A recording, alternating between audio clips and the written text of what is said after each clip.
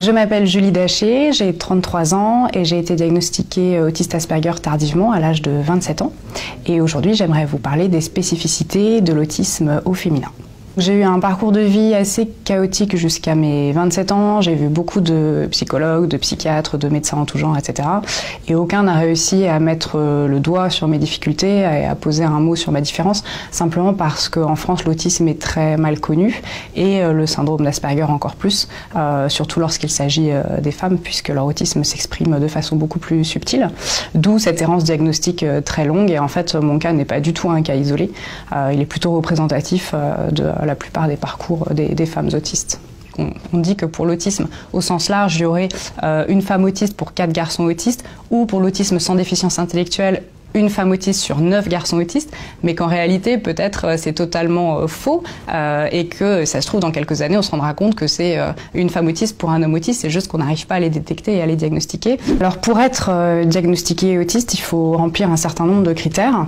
On parle des difficultés de communication et des difficultés sociales. On parle aussi des intérêts spécifiques. Donc ça désigne les passions dans lesquelles les personnes autistes investissent énormément de temps et d'énergie et dans lesquelles souvent elles deviennent des expertes. Et aussi les particularités sensorielles, et on retrouve très souvent notamment une forte sensibilité au bruit. Donc ça, ce sont les critères diagnostiques. Mais en fait, ces critères diagnostiques, ils ont été établis à partir de l'étude de cas masculins, on s'en rend compte aujourd'hui. Et donc forcément, on voit bien qu'il y a là un biais de genre qui est très important. De facto, on laisse en fait de côté toute la population féminine et les spécificités de l'autisme au féminin. Chez les femmes, l'autisme se manifeste de façon beaucoup plus subtile.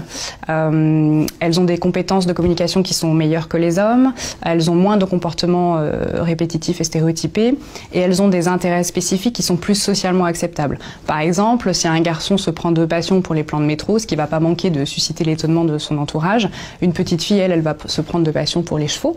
Donc ça va être avec la même intensité et la même ferveur, mais comme la nature de l'intérêt spécifique est différente et est plus socialement acceptable, ça va passer inaperçu. Au-delà de ça, ce sont aussi des personnes qui vont intérioriser leurs difficultés.